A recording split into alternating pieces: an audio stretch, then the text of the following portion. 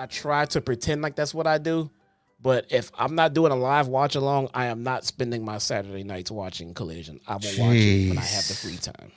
There you go, man. Thank you for 1,000 likes. Thank you for 3,500 people in here on a Wednesday night. We appreciate you. If that wasn't bad, Jon Moxley and Katsuyori Shibata, man. This match, at least, thankfully, thank the gods, it went 5 minutes. Yes. This was ended pretty early. Moxley wins here with they traded rear naked chokes. Moxley raked the eyes. He sank in a deep choke, trapped the arm. Shibata went out. 5 minutes. Goodbye. So not only did they put the crowd to sleep, he also put Shibata to sleep. That's a 2-for-1er right there. It's consistency, okay? Yeah.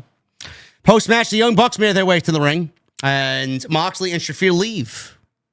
They leave. Matt and Nick have a face-off as Shafir stepped in between them. The camera didn't catch what Moxley said before he and Shafir left through the crowd. Nick told the crowd to give it up for Moxley and order the fans to show respect for their EVPs. Everyone wonders why they cost Swerve Strickland the AEW World title of Dynasty. They did it for their good friend, Adam Hangman Page, as this is what he wanted all along. He never wanted Strickland to be champion ever again, and they did that for him. They never forget who their friends are, and they love Hangman, just like they know he loves them. We'll stop there. So they did it for Hangman. They did it for the Hangman. I did it for The Rock. Sure. I legit just pulled up the infamous I did it for The Rock promo just to see if they cosplayed anything that Rikishi wore in the ring that night. They did not. Okay. Well, that's a positive. Yeah. They did it for Hangman. Meanwhile, I'm looking for some sort of real substance, some real explanation, and that is not what I came for. It's not. I don't think that's what anybody really came for. Now, I said this on Sunday. Hangman should have already been positioned going into All In, the Cowboy in Texas, winning the World Championship, whether it's Swerve or Moxley or whomever, you know. The one part I don't get about this, Jesse, is what they said after this. Matt said they did it as a peace offering to Jon Moxley and the Death Riders as they sat at home and realized that they have more in common with the Death Riders than they think. They want AEW to be the best company in the world, just like the Bucks do. They want to change the world just like the Bucks want to. The Bucks are impressed with Moxley, who did what they could not, take over AEW and the AEW World Championship. Imagine the Death Riders and the Founding Fathers, the EVPs, together, and they invited Moxley and his crew to the ring to discuss business further. Now, the last time we saw the Young Bucks, they were shredding documents, and they were being chased out of the building by the Death Riders, and they were never seen again for the last 4 months. They were off television. I don't know, and granted, I will say this, you know, nobody wanted to see the EVPs come back and battle the Death Riders as babyfaces. Nobody wanted to see that. Agreed. Nobody. But the thing is here, they are the EVPs, and they really made it a point to call out that they were the Founding Fathers. This is their company. This is their creation. And they are actively looking at a group in Jon Moxley, realistically, in real life and in storyline, basically kill their company. And they want an alliance with these guys. And they are praising them for their job over the last 6 months.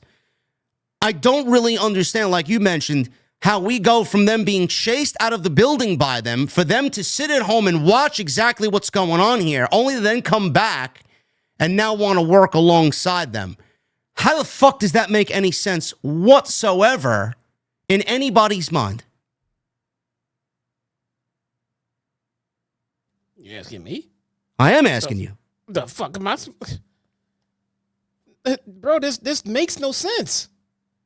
I get what we're trying to do here. We're trying to, bounce a little conversation off what happened on the show, and Was it good? Was it bad? You know, what do we think about it? Bro, I am so fucking confused. I don't even know how to process this shit. Like, so the mole account, they teased and hinted about how the Bucks were gonna come back, you know, when they left a while back. And one of the things that they said could happen is that they were gonna be the saviors. They were gonna come back and try to save the company from the Death Riders. I didn't think that made too much sense, you know, like we just pointed out. But this is even worse. So, like, I mean, what do we do? Maybe we just come back and just be a tag team?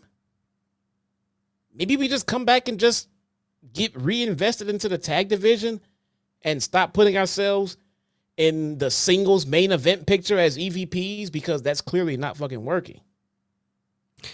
They did it for Hangman. Don't they know this guy? Don't they know this guy personally? Don't they talk to him? They don't know what he's thinking, what he's feeling, how he's acting. They don't ask about their friend. So they come back and they haven't spoken to this guy for 4 months. They didn't see Dynamite last week where Hangman left a little indifferent about Swerve at this point. Did they look at that and say, wait a minute. Maybe making sure Swerve does not win is not what Hanger wants right now. Did you see what happened just here? Call Hanger up. Call him up.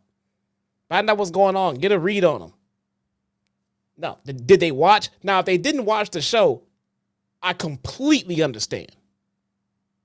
Wouldn't blame them one bit. Maybe that's what happened. I just don't understand how they were chased away. Now they're back and wanting to help them and want to work alongside them while they're killing their company.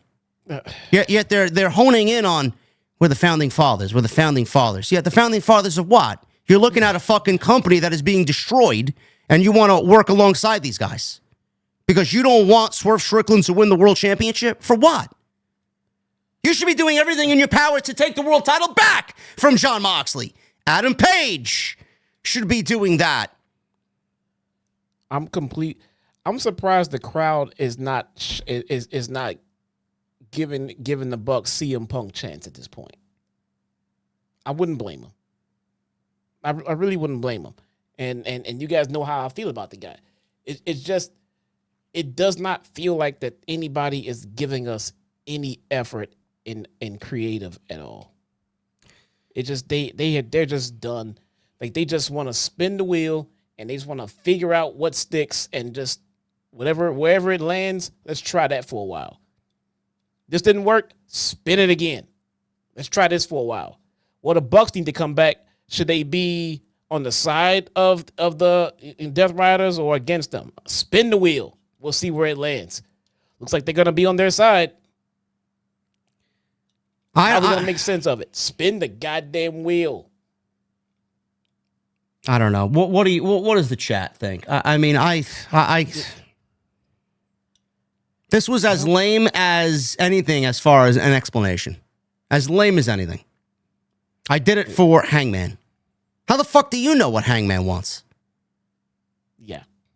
I did it for Hangman, and then legitimately, in the same fucking scene, 15 minutes after this promo was cut, after Swerve beats Pac, Hangman goes into the locker room, not to find Swerve, but Nana is there, and he tells Nana, I was never out there to help Swerve. But your friends out there just told us that they did it for you. But you did help Swerve, because you delivered a deadeye to Jon Moxley. If you didn't want to help Swerve, then maybe you shouldn't have delivered the deadeye to Jon Moxley. You know, maybe we could have Darby Allin come back and side with Ricochet and the Death Riders. Bro, my head, I'm legitimately melting just thinking about this. My head is legitimately fucking fried. They did it for Hangman. Hangman tells I was never going to help Swerve, but you did. Kenny Omega comes out. His music hits. Omega said the Bucks did this for their friends like Moxley and Hanger, but they forgot to mention him. The last time they saw one another, the Elite pushed him off a stretcher during his height of diverticulitis. Omega never forgot. You never forgot, but you came back legitimately and said in your return promo that you're not back to talk about your diverticulitis. You're here to defend your international championship. And that's all you want to do. Now you're telling me that you never forgot, and now it's a problem. Great. He never forgot, but he actually forgave them when he returned. He said it was about his legacy and not revenge. We're trying to bring back the feeling. As Omega talks about being back in high school, he'd go to his friend's house, and he told a story about going to his friend's house to hang out. And their friend had a few dogs, ugly little Shih Tzus, who would take a dookie on the floor. Crowd started to chant dookie. It's exactly what's going to restore the feeling. AEW crowds at 2,000 deep chanting dookie, dookie. Over time, the more dookie would pile up. He finally put his foot down and brought up how they should go to his place and hang out. It's the equivalent of what the Bucks have done in AEW. 2 Bucks taking a nice Shih Tzu. Omega said the Bucks shredded documents the last time we saw them, and we're supposed to be shocked by that, when all it was them shredding receipts for private jets, a chair in their master bedroom facing the bed, and Omega mentioned something about their OnlyFans subscriptions.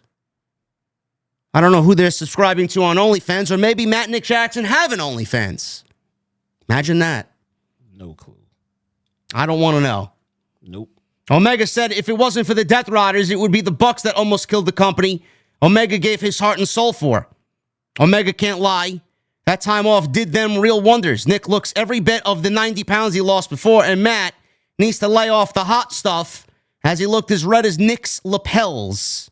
Omega says it's time to cut out the middleman. I think I'm going to come to the ring and we're just going to fight right now. And he said that in the most calm demeanor humanly possible.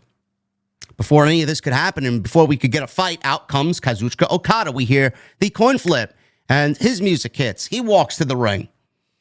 It's a 3-on-1. Swerve's music hits, and he came from the crowd with Prince Nana, and he was with a chair in hand as the Bucks and Okada quickly bailed. Strickland gave the Bucks a very menacing stare, and he glanced over at Omega. He gave Omega a fist bump. Omega left as Strickland proclaimed it was buck hunting season, and he has a shotgun ready to go blasting EVPs. Before Strickland could get going with anything, Pac shows up and blindsided him from behind, and we are told that this match was supposed to take place later, but now it is actually taking place now. And that's what happened next. So we'll get to that in a second. What did you think of Omega's promo, bro? Omega, obviously we get the symbolism of the Shih Tzus and the Dookie and the Bucks and them basically taking AEW down with them, and it's nothing more now than a pile of shit. I love that phrase, dog shit. That's exactly what AEW is right now as far as storytelling is concerned. They're nothing more than a pile of dog shit. What did you think of Omega's promo, man? Omega's not the best promo, and this was not one of his strongest nights on the microphone. In fact, I don't want to see Kenny Omega talk in this demeanor ever again. I think Kenny Omega should be angry. I think Kenny Omega's anger needs to fit the narrative here. These two almost killed him and took him out while he had diverticulitis. He's already on a collision course with Okada at All In. Jack Perry spilled intestines on a birthday cake, wishing Kenny Omega a very disturbing happy birthday. Omega should be out for blood against these people, yet he is not.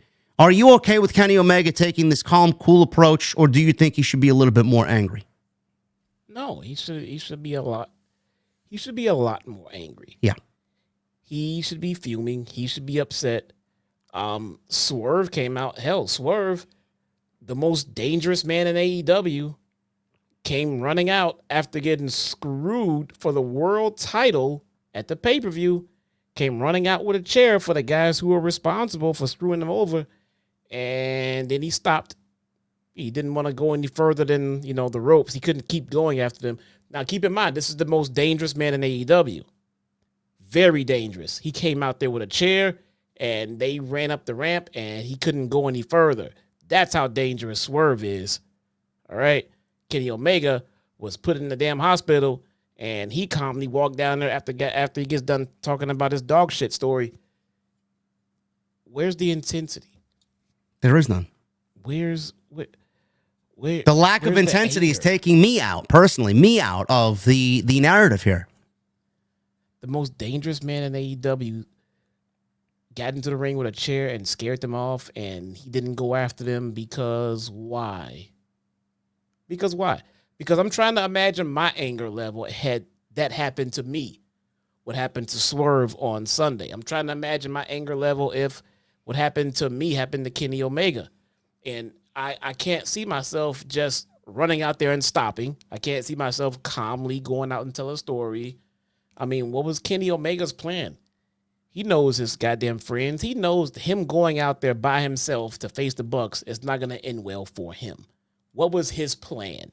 He didn't come out with a weapon, nothing like that. Nothing. Did he plan on Swerve coming to save him? Did they collude on that one? Because that would have made a little sense as to why he came out there by himself. But nobody was upset. Everybody was calm, cool, and collective. Swerve was, prohibited from getting to the Bucks because they ran up the ramp. How many times have we seen a fight go all the way into the back, chasing into the parking lot, into the car, and out into the streets? No, Swerve stopped at the ropes. Now he can't go any further than that. It's too much. I don't really know how any of this was decided upon. And they said, yeah, that's what we're going to go with. That sounds good. The Bucks sat at home for 4 months. And they come back tonight and said they did it for Hangman. That's the reason why they returned after 4 months, fucked the main event at Dynasty, and took away some sunshine in AEW. And Moxley now, his reign of terror continues for a guaranteed 3 more months before we go into All In. They come back and they did it for Hangman. Wouldn't it have made more sense that the Bucks came back and have been leading, or at least in cahoots, with the Death Riders in the time that they were out, in the fucking carnage that they've left all over Dynamite and Collision? Don't you think it would have made more sense for the Bucks to be at home as the puppet masters here for the Death Riders, the ones who are funding the Death Riders, the ones who are working behind the scenes because they want to take the company and they want this company to be the way that they want? No, but you're allowing the Death Riders to mold the company in their image, and the Bucks now want to be the cucks and tag team some alliance with the Death Riders. I don't see how this makes sense when you come out and say that you did it for Hangman. What the fuck does Hangman have to do with this? Your company's being overtaken by a rebel faction. You either want to be with them or you want to be against them. But they did the one thing that they shouldn't have done, and they came out and said, we did it for Hangman, but we want to work with you guys because we think we could do business together. Yeah. I mean, bro, I don't have a degree in creative writing. But when you watch this shit and I gotta hear this fucking garbage regurgitated to me on live television, and I'm sitting there scratching my head and I'm saying, man, I could book this shit better than the fucking people running the show. That's a problem. That is a problem. They did the one thing. It's like one side and the other side, one side of the fence and the other side of the fence. They decided to just blow up the fence and not be on either side of the fence. I don't know how you decided to come back and say that was the right decision to make. Yeah, we did it for Hangman. You should be leading. You should be funding. You should be the ones pulling the strings on the Death Riders destroying the company. And Hangman and Omega and Swerve should be the fucking guys. Ospreay should be the guys. Darby trying to take this back. A slam dunk, Jesse. A slam dunk for the first time in 6 months for the Bucks to be leading the charge here, leading the Death Riders or in cahoots with the Death Riders, while we have the fucking baby faces that we've been begging for to come together as the fucking Super Avengers and take this shit back, bro. You know what I wish? I give up. Wholeheartedly, I really wish I wish that the Bucks and Tony Khan and everybody involved in the creative process in AEW, I really want them to go and rewatch the pep rally that they gave before this company launched. You know, when they got together and they told us, they pretty much laid down their constitution. They could lay down their mantra. They laid down what the purpose and the goal of AEW was. And if anybody back there in that company is watching this right now, please go suggest to someone back there that they go watch what they told us, the fans, what the goal of AEW was when they launched, and compare that to what we have been getting as of late, and ask them if it makes any sense. Ask them if they have gotten away from themselves. Ask them if they have forgotten what they told us, what their goal was, because it does not feel like that this is consistent on what they told us in any way, shape, form, or fashion. The women, the tag team division, storyline, wrestlers, the turmoil in the locker room, wrestlers leaving, looking for better pastures. What happened? What happened? Creative. What happened? Where did it all go wrong? I don't know how they decided upon. Yeah, we did it for Page because you didn't want Swerve as the champion. We figured we'd help you out. Meanwhile, you got a company that's being overrun by a rebel faction that has your world championship and hasn't been showcasing the world championship on television since October. It's hidden away in a fucking briefcase.